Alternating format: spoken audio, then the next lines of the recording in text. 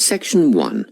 You will hear a conversation between a clerk at the inquiries desk of a transport company and a man who is asking for travel information. First, you have some time to look at questions 1 to 5.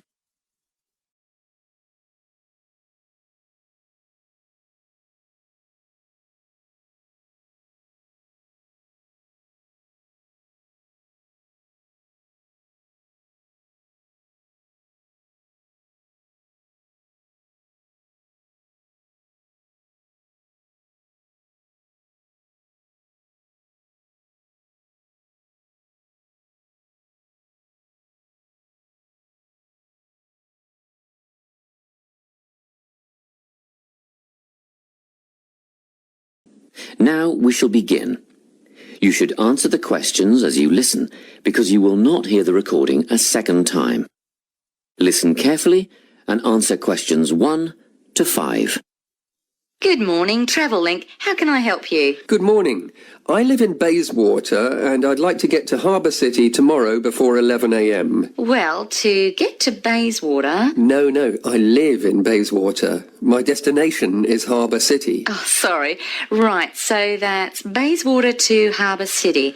Are you planning to travel by bus or train? I don't mind, really. Whichever option is faster, I suppose. Well, if you catch a railway express, that'll get you there in under an hour. Let's see. Yes, if you can make the 9:30 a.m. express, I'd recommend you do that. Great. Which station does that leave from? Helendale is the nearest train station to you. Did you say Helensvale? No, Helendale. That's Helendale. What's the best way to get to the Helendale station then? Well, hang on a minute while I look into that. Now, it seems to me that you have two options. Option 1 would be to take the 7:06 bus from the Bayswater Shopping Centre to Central Street. When you get there, you transfer to another bus which will take you to the station. Or the second option, if you don't mind walking a couple of kilometres, is to go directly to Central Street and get straight on the bus going to the train station. OK, which bus is that? The 792 will take you to the station. I guess the walk will be good for me, so that might be the better option. What time do I catch the 792? There are two buses that should get you to the station on time, one just before 9 o'clock and one just after. But look, at that time of the morning, it might be better to take the earlier one, just in case there's a traffic jam or something. The 8:55 is probably safer than the 9:05. Yeah, I don't want to miss the train, so I'll be sure to get on the 5 to 9 bus. Before you hear the rest of the conversation, you have some time to look at questions 6 to 10.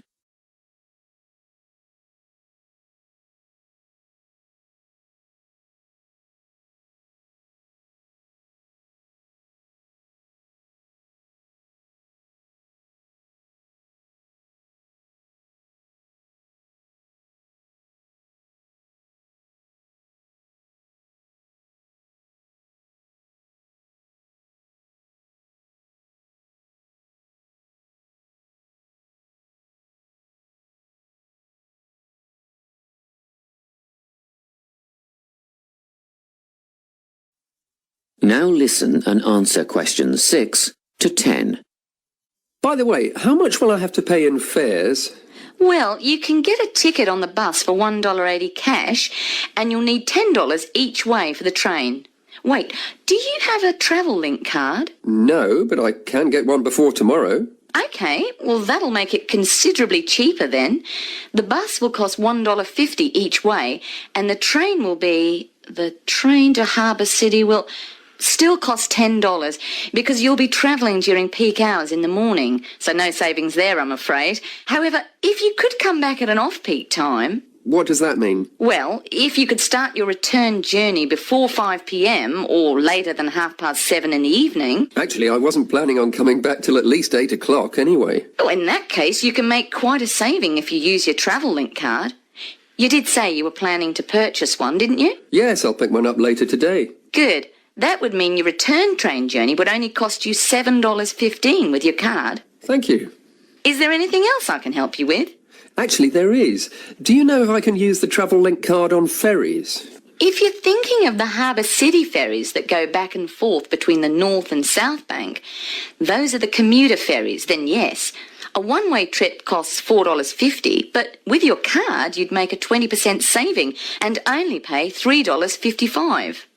So $3.55 for the commuter ferry. What about the tour boats? You mean the tourist ferries that go upriver on sightseeing tours? No, they only take cash or credit card.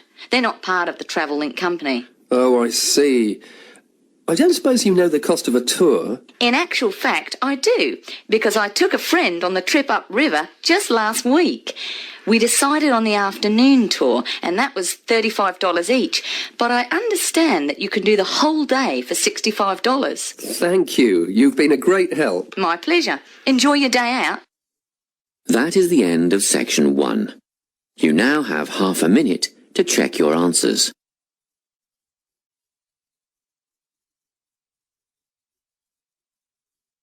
Section 2.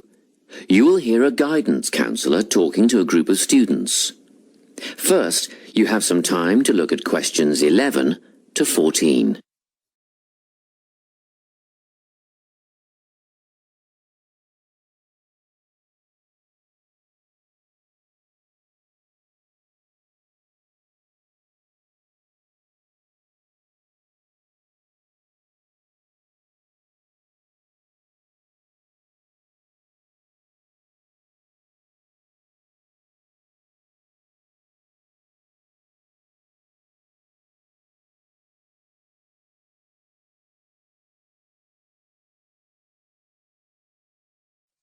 Listen carefully and answer questions 11 to 14. Hello everyone, I'm the Counselling Administrator here at St Ives College, and I've been asked to come and talk to you about our counselling team and the services that we offer. We have 3 professional counsellors here at St Ives, Louise Bagshaw, Tony Denby and Naomi Flynn. They each hold daily one-on-one sessions with students, but which counsellor you see will depend on a number of factors. If you've never used a counsellor before, then you should make an appointment with Naomi Flynn. Naomi specialises in seeing new students and offers a preliminary session where she will talk to you about what you can expect from counselling, followed by some simple questions about what you would like to discuss. This can be really helpful for students who are feeling a bit worried about the counselling process. Naomi is also the best option for students who can only see a counsellor outside office hours. She is not in on Mondays, but starts early on Wednesday mornings and works late on Thursday evenings, so you can see her before your first class or after your last class on those days. Louise staffs our drop-in centre throughout the day. If you need to see someone without a prior appointment, then she is the one to visit. Please note that if you use this service, then Louise will either see you herself or place you with the next available counsellor. If you want to be sure to see the same counsellor on each visit, then we strongly recommend you make an appointment ahead of time. You can do this at reception during office hours or by using our online booking form. Tony is our newest addition to the counselling team. He is our only male counsellor, and he has an extensive background in stress management and relaxation techniques. We encourage anyone who is trying to deal with anxiety to see him. Tony will introduce you to a full range of techniques to help you cope with this problem, such as body awareness, time management, and positive reinforcement. Before you hear the rest of the talk, you have some time to look at questions 15 to 20.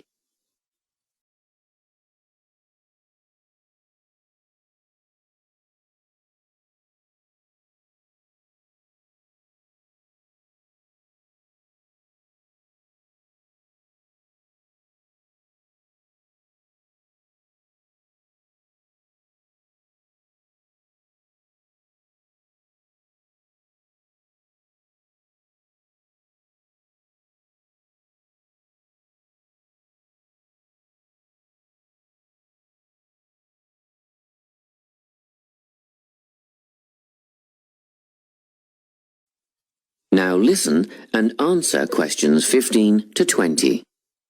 Each semester, the counselling team runs a number of small group workshops. These last for 2 hours and are free to all enrolled students. Our first workshop is called Adjusting. We've found that tertiary education can come as a big shock for some people. After the structured learning environment of school, it is easy to feel lost. In this workshop, we will introduce you to what is necessary for academic success. As you might expect, we're targeting first-year students with this offering. Getting organised follows on from the first workshop. Here, we're going to help you break the habit of putting things off, get the most out of your time, and discover the right balance between academic and recreational activities. With Getting Organised, we're catering to a broader crowd, which includes all undergraduates and postgraduates. Next up is a workshop called Communicating. The way people interact here may be quite different to what you're used to, especially if you've come from abroad. We'll cover an area that many foreign students struggle with, how to talk with teachers and other staff. We'll cover all aspects of multicultural communication. International students tend to get a lot out of this class, so we particularly encourage you to come along. But I must say that sometimes students from a local background find it helpful too, so everyone is welcome. The anxiety workshop is held later on in the year and deals with something you will all be familiar with, the nerves and anxiety that come when exams are approaching. Many students go through their entire academic careers suffering like this, but you don't have to. Come to this workshop and we'll teach you all about relaxation and how to breathe properly, as well as meditation and other strategies to remain calm. We've tailored this workshop to anyone who is going to sit exams. Finally, we have the motivation workshop. The big topic here is how to stay on target and motivated during long-term research projects. This workshop is strictly for research students, as less advanced students already have several workshops catering to their needs. Well, that's it. Thanks for your time.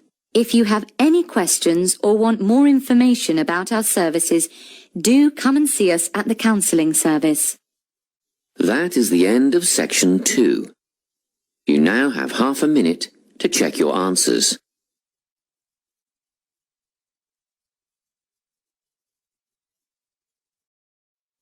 Section 3. You will hear a conversation between a tutor and 2 students who are preparing for an English literature test.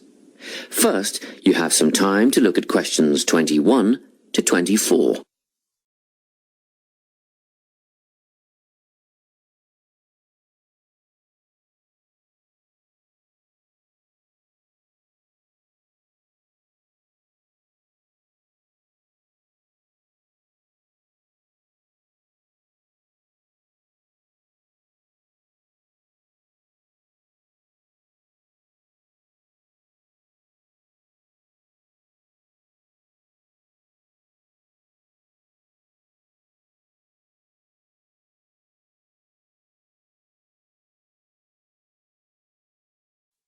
Listen carefully and answer questions 21 to 24.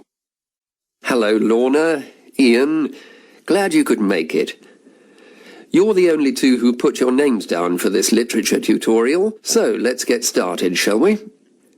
I want to run over some aspects of the novel The Secret Garden with you before the test next week. Be sure to take some notes and ask questions if you need to. Hey, Lorna, have you got a spare pen? Sure, here you are.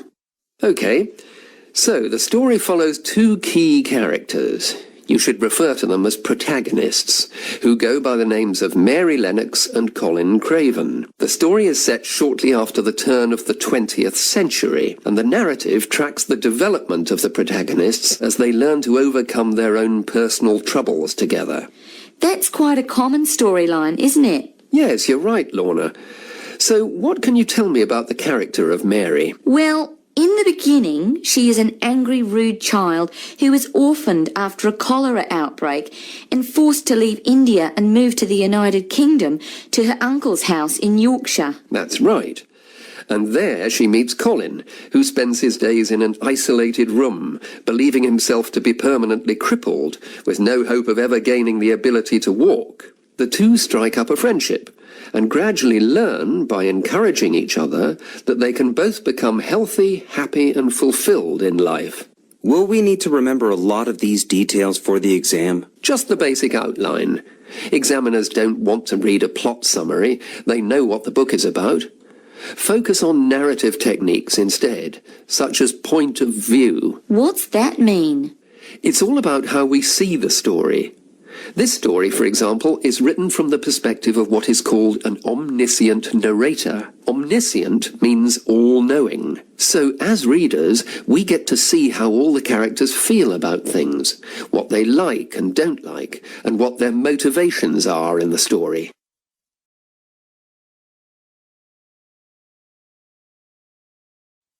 Before you hear the rest of the conversation, you have some time to look at questions 25 to 30.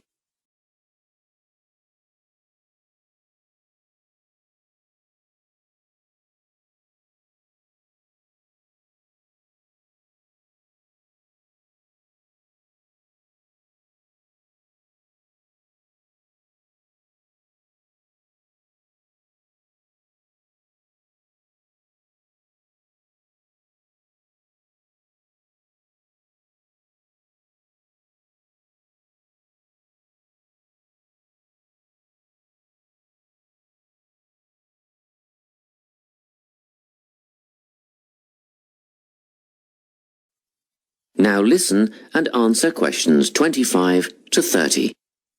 Won't it be hard to write a technical analysis? After all, it's a kid's book. Well, it was initially pitched at adults, you know. But over the years it has become seen as a more youth-orientated work.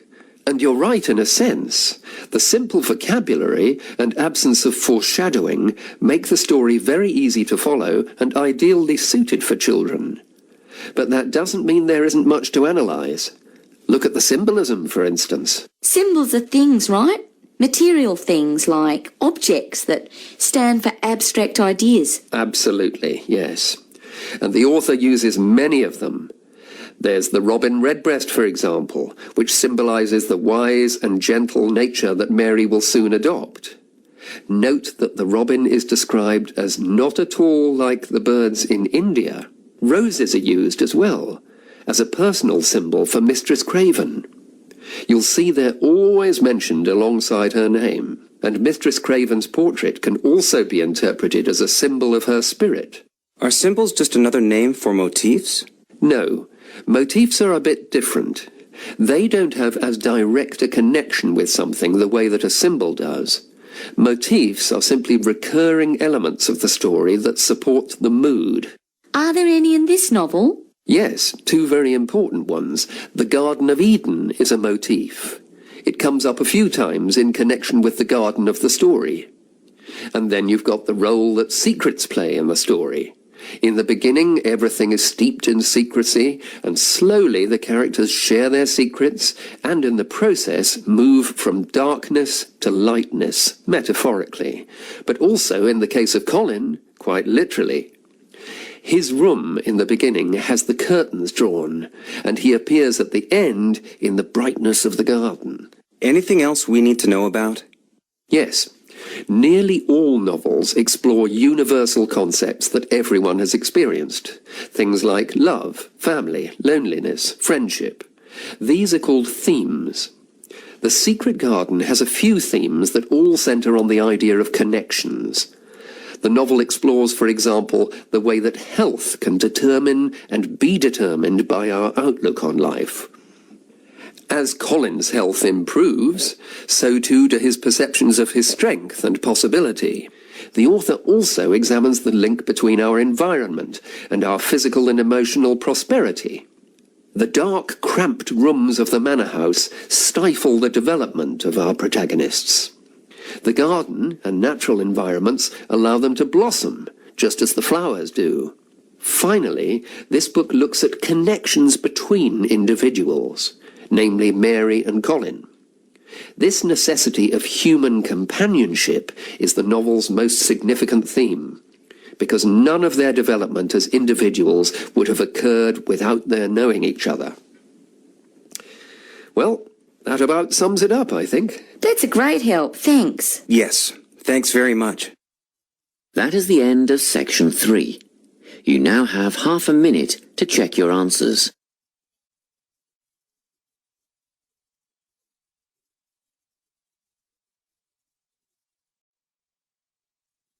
Section 4. You will hear a talk on the topic of time perspectives. First, you have some time to look at questions 31 to 40.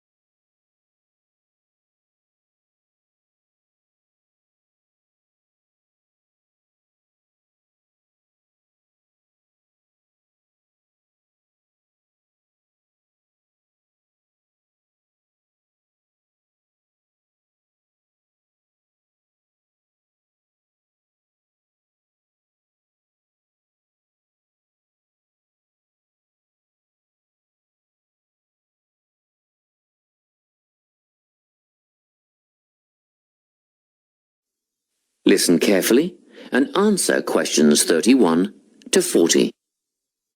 Today, I'm going to be talking about time. Specifically, I'll be looking at how people think about time and how these time perspectives structure our lives. According to social psychologists, there are 6 ways of thinking about time, which are called personal time zones. The first 2 are based in the past. Past positive thinkers spend most of their time in a state of nostalgia, fondly remembering moments such as birthdays, marriages, and important achievements in their life. These are the kinds of people who keep family records, books, and photo albums. People living in the past negative time zone are also absorbed by earlier times, but they focus on all the bad things, regrets, failures, poor decisions. They spend a lot of time thinking about how life could have been.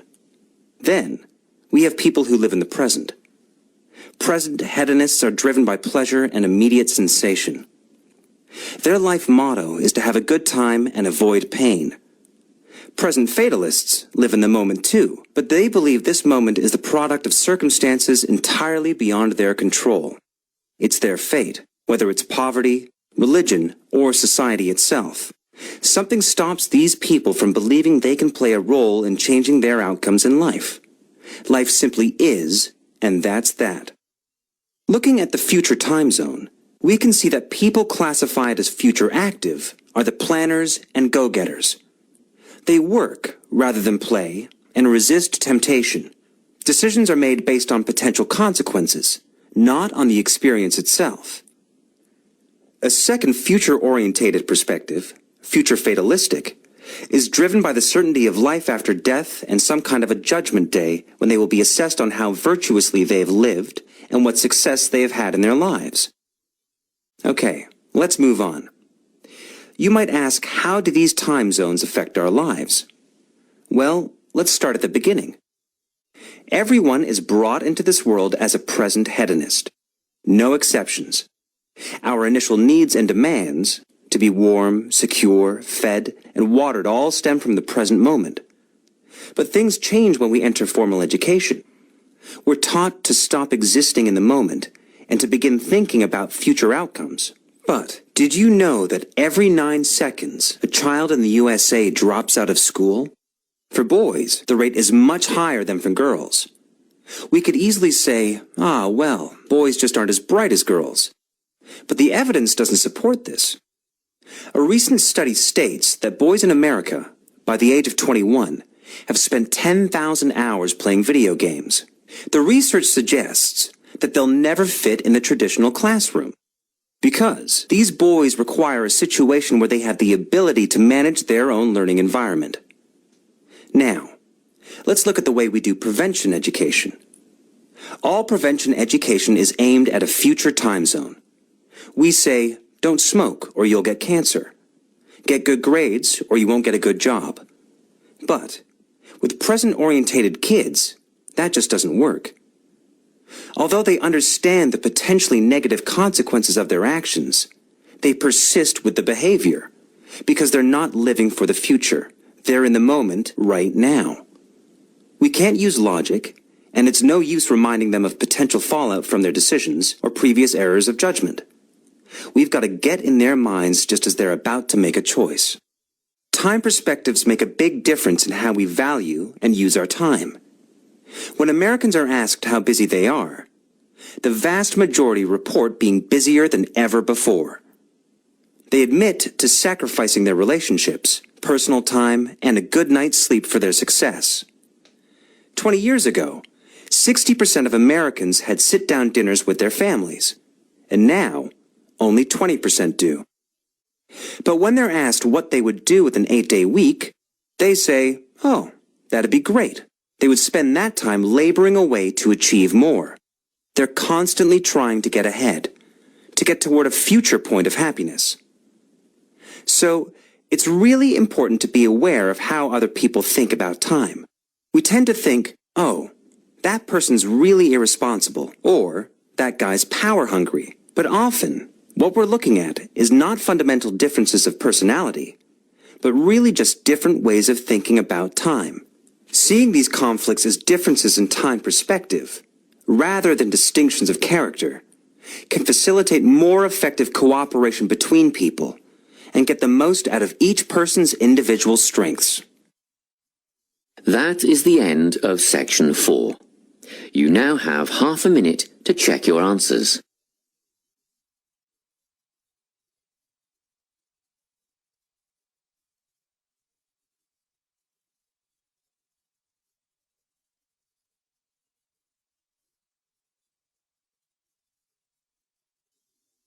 That is the end of the listening test.